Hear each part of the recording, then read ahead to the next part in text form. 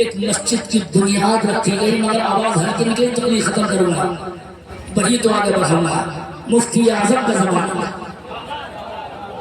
थोड़ा सुनाना दो, सब बोलने का जमाना। किसका जमाना?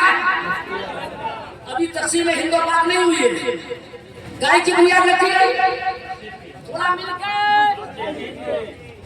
और मस्जिद की जब बुनियाद रखी गई, अंग्रेज मुसल्लत थे इंडिया पे, एक गोली चली और मुसलमान मरते रहे, शहीद होते रहे, मगर आंखों में नहीं, दिल में भी आंसू आ जाएंगे सुन के। ये मुफ्ती आजम की फतवा मुस्तफाविया में मौजूद है।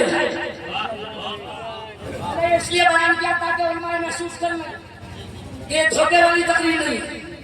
अपना हालात सुने मेरी तरफ। एक गोली चली, मुसलमान मारते गए, मगर था थोड़ी आवाज पे, दहशत में नीचे मत करना, ऊपर उठाना दोनों तरफ के लोग। उसी मोहल्ले में एक बेवा औरत भी थी जिसके 2 बच्चे मदरसे में कुरान का हाफिज थे। अगर गैरत है तो सुभान अल्लाह से बोलना चाहिए। कितने बच्चे? बेचारी औरत मजदूरी करती है और फिर भी अपने दोनों बच्चों को हाफिज बना लिया। अब थोड़ा मौलाना भाई साहब थोड़ा आगे बोलो, एक के 80 मारे थोड़ा दूर से, और एक के 10 मारे। एक दिन पलट के मदरसे से बच्चे आए, कसम खुदा की बच्चे रोते रोते नहीं छुपे, अम्मा को मार रोते हुए देख के चिपट के अम्मा से बोले, अम्मा रोई क्यों? तो अम्मा अगर उधर सुने तो सुने और अम्मा वाले भी सुने, थोड़ी सी आवाज नहीं करना। ऐसा मेरे उस्ताद ने तकलीफ सिखाई ना, स्टेज पर छोड़ा तब दुनिया को छोड़ा। अगर सुन गलत हुआ मैं मारा है। आज तक इतने सुनने शायरों में सही करती, आपका सुन भी सही करती। अम्मा के जवाब को सुनकर अगर तुम बोले तब तक नहीं आगे होगी। अम्मा बच्चों से बोली, मेरे बेटो आज हर माँ अपने बच्चे को शहीद करवा रही है। उनके घर में जवान बच्चे हैं, मेरे घर जवान नहीं, तो हाफिज कुरान जरूर है, मगर छोटे हैं, मैं तुम्हें कैसे ले जाऊं? वो मदरसे के थे, स्कूल के नहीं थे बच्चे। अम्मा से बोले, फिक्र मत कर, हम दोनों की शहादत हो गई तो बड़े की बराबर काम आ रहा है। थोड़ा थोड़ा सुना कैसे करा? ये मदरसे के बच्चे बोले, अम्मा लेके जाओ। अम्मा दफ्तर पर आई, वो पहले मुसलमानों से हाथ कराई, मुझे वही मांगने उसने खर्चा मांगेगी क्या? दोनों बच्चों को मुझे ईद रखने भेजना, ईद उसी में गोली सच्ची थी। मुसलमानों ने कहा तैयार है माँ, मेरे बच्चों को ईद रखने जाने दो, अंग्रेज गोली चला रहे हैं। औरत बोली, इसी चक्कर में तो हम बच्चों को ला रहे हैं ताकि दुनिया में की औरतें सब शहीद की माँ बने, तो मैं भी बन जाऊँ ना। अब थोड़ी सी आपकी आवाज अगर जन वाले हो, औरत वाले, अगर बच्चे वाले हो, औलाद वाले, तो जोर से। अगर नहीं बोला मैं बैठ जाऊंगा नीचे। औरत ने जब दोनों बच्चों को ईद रखने भेजा मस्जिद की बुनियाद पे, तो अंग्रेजों को शर्म आई, बच्चे हैं, खबीसों को पता नहीं था ईमान के कितने पक्के।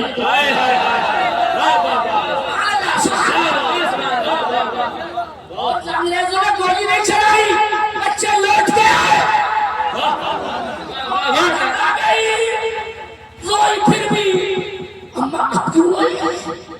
क्या बेटे जो तमन्ना थी वो तो पूरी नहीं हो पाई। तो बच्चे भी बोले, अम्मा हमको पलट के जिंदा बच के थोड़ी आए, हम तो दोबारा ही चले।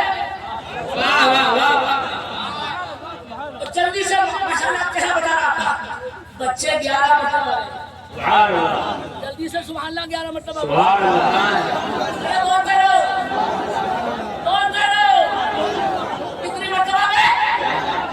अंग्रेजों ने ये सोच के 11वीं बार गोली चलाई कि अगर इन्हें नहीं मारा तो पूरी मस्जिद यही बना देगी। बच्चों का काम तमाम उसी कब्रिस्तान में जिसका नाम गंज शहीद कब्रिस्तान है, मुफ्ती आजम ने लिखा, बच्चों को दफन किया गया। और अंग्रेज हार गए। मुसलमानों से खड़े होकर कहा, तुमने एक मस्जिद के चक्कर में इतने मुसलमान मरवा डाले। गाजी सरकार का गुलाम था कोई, खड़े होकर अंग्रेज से बोला चुप। क्या बात है?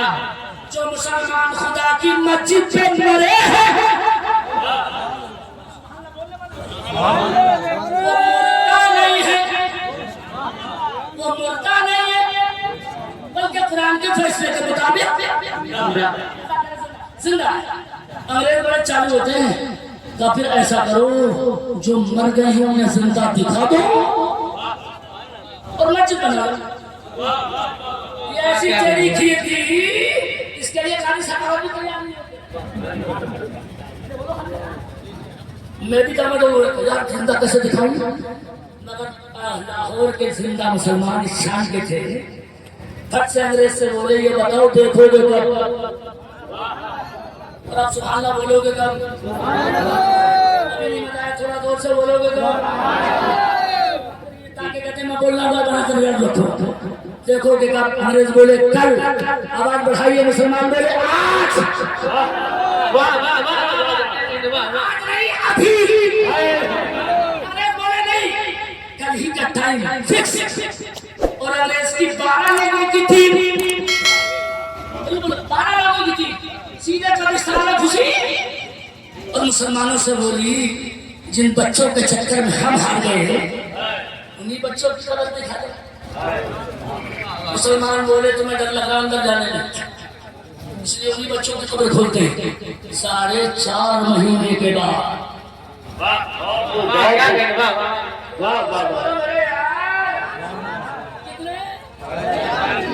अबे गर्मी में 2 दिन भी रास्ते 4.5 महीने के बाद तब बच्चों की कब्र खोल ली गई। खुदा की कसम अंग्रेज से ढाका झाँक कर देखिए तो दोनों बच्चे बाहों में बाहें डाले जिंदा नजर आ रहे। और शायद अंग्रेज ये कहते हुए नजर आ रहे थे मुस्तफा की मोहब्बत को सीने हम है लाहौर में दिल न दिए।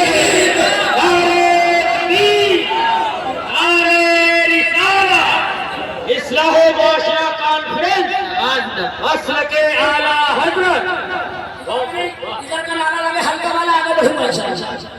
तुम लगाओ नारा इंशाल्लाह आगे बढ़ूंगा। इधर का जवान लगाओ, इधर से कोई नौजवान घुमा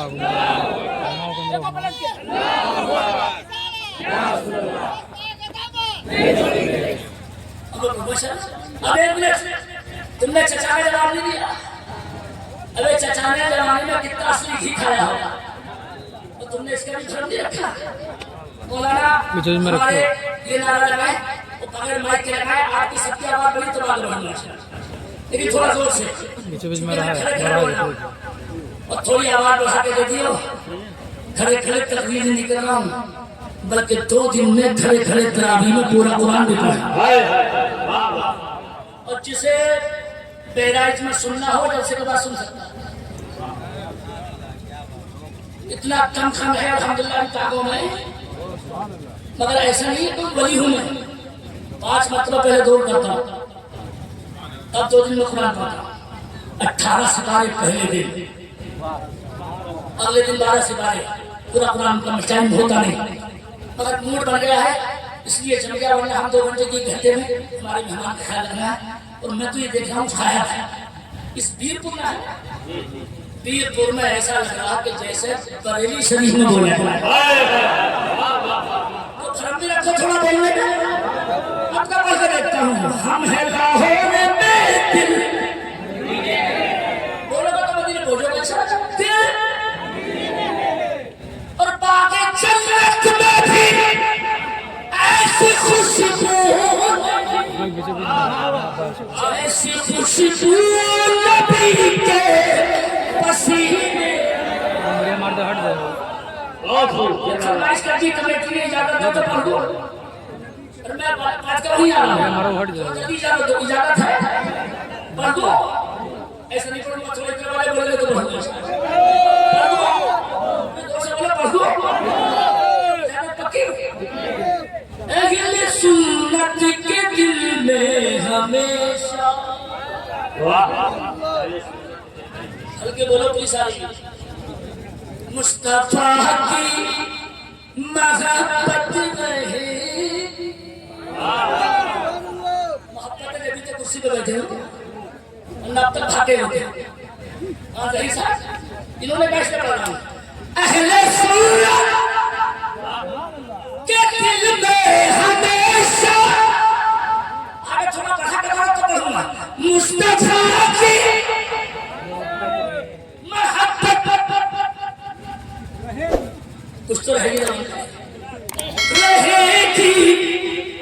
उन नदियों को सुना दिया। नचती है हस्र में देख ले, अपने कब्जे में जन्नत नारे तकबीर, नारे रिसालत। अपने कब्जे, जिसे जन्नत में जाना वो दूर से बोले, ना जाने वाला बिल्कुल ना बोले। अपने कब्जे में जन्नत। अब ये शेर पढ़ने के लिए चक्कर में पढ़ा था, एक ही पढ़ूंगा जन्नत। अबे जब हम मरते हैं तो ख्वाजा से कहते हैं, हमने पूछा, मैंने कहा सरकार इस गंजे का इलाज कब करोगे?